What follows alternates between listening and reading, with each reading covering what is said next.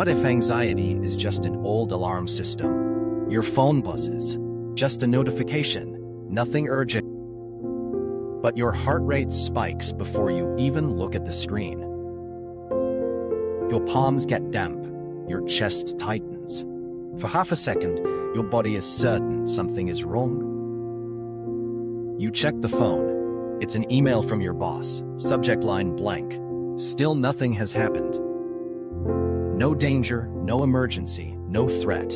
And yet every system in your body is already braced for one.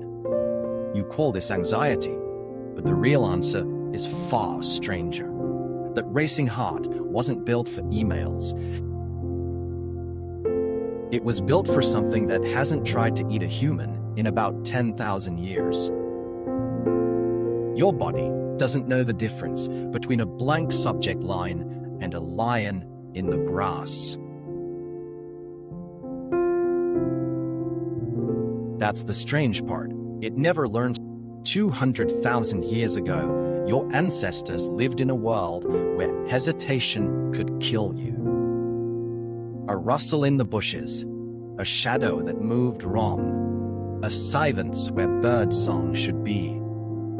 In that world, the humans who survived weren't the calmest ones. They were the ones who jumped first and asked questions later. Every time something ambiguous happened, their bodies had to make a split-second bet.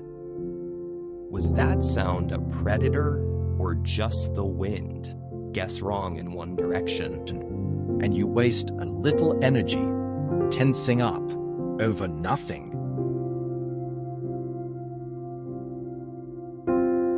Guess wrong in the other direction and you're dead. Which mistake would you rather make?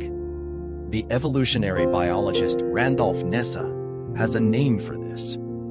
He calls it the smoke detector principle. A smoke detector isn't built to be accurate. It's built to be paranoid. It would go off 100 times for burnt toast than miss one real fire. The cost of a false alarm is annoyance. The cost of a missed alarm is your life. Your nervous system runs on the exact same logic. It is not tuned for accuracy. It is tuned for survival, and those are not the same thing. Somewhere behind your eyes sits a small almond-shaped thing called the amygdala, and it has one job. And react before your conscious mind even has a chance to weigh in. He found that a threat signal can reach the amygdala and trigger a full-body stress response. Before the information ever reaches the thinking part of your brain. Your body starts reacting to danger before you consciously know danger exists. Read that again. You feel fear before you understand why. That's not a flaw. That's the design. In a world of actual lions, a half-second head start with the difference between an ancestor who passed on their genes and one who didn't. But here's where the story turns strange. That ancient alarm system never got the memo that the world changed. The biologist Robert Sapolsky spent years studying zebras on the African savanna. And he noticed something odd.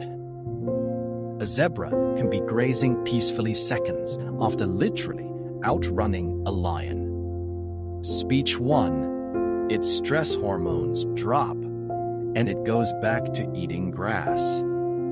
Like nothing happened. Zebras, he pointed out, don't get ulcers. Humans do. Why? Because a zebra's stress response turns off when the lion is gone. Yours doesn't.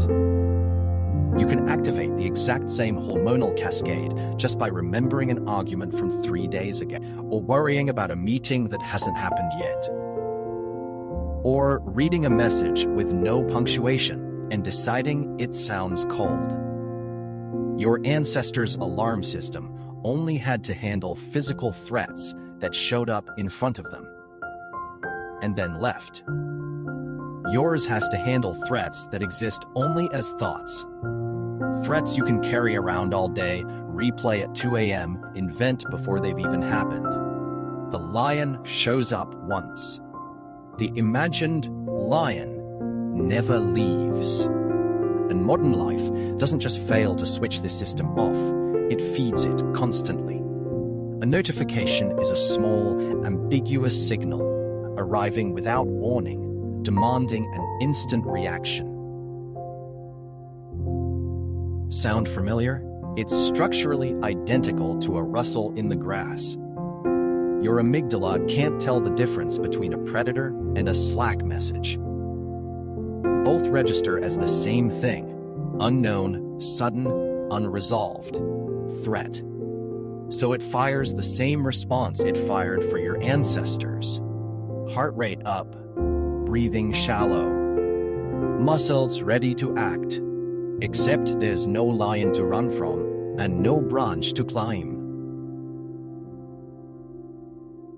Just a phone in your hand and nowhere for all that readiness to go. That mismatch has a name in modern psychology. The smoke detector is going off. But there's no fire, and it doesn't know how to stop. Here's the counterintuitive twist. The people who evolved the twitchiest, most sensitive alarm systems weren't the anxious failures of the ancestral world. They were often the survivors, the calm ones, the ones who waited to be sure before reacting. Took on more risk. Over enough generations, risk like that gets edited out of the gene pool. What's left behind, what got passed down to you,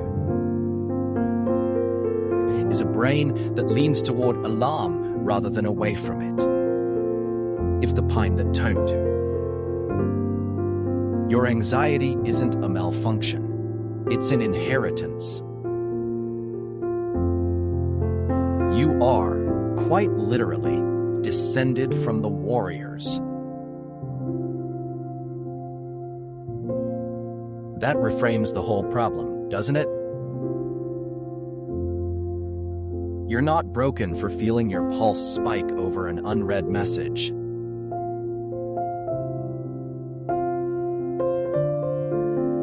You're running software written for a different world, on hardware that hasn't been updated in 200,000 years. The system is working exactly as designed. It's just responding to a world it was never designed for. Which means the goal was never to silence the alarm completely. A smoke detector with the battery pulled out doesn't protect you either. Believe. The goal is knowing when the alarm is right and when it's just misfiring on burnt toast. Think about how differently that lands. Next time your chest tightens over a text with no explanation, that isn't a personal weakness surfacing. That's an ancient survival system, doing exactly the job it was built to do, aimed at the wrong target.